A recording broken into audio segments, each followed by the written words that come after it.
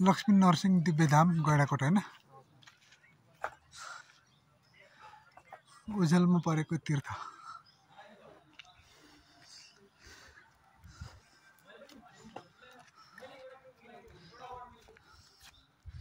गण्डकी स्नान घाट यता तल गैँडाकोटको दिव्यधामबाट ठिक अगाडिपट्टि रहेको यो गण्डकी स्नान घाटमा आइपुगेका छौँ हामी। तर यसको चाहिँ प्रचार प्रसारको अभावले गर्दा यो एकदम छायामा परेको छ के। दिव्यधामको मन्दिर त्यहाँ माथि छ। अहिले हामी यता तलतिर यो स्नान घाटतिर आएका छौँ। लक्ष्मी नरसिंह दिव्यधामको स्नान घाट गैँडाकोट नवलपरासी।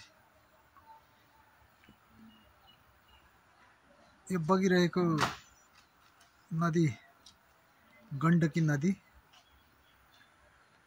हामी हेर्न सक्छौँ। तर यो एकदम ओझेलमा परेको छ यो ठाउँ चाहिँ है धेरै ओझेलमा परेको रहेछ के।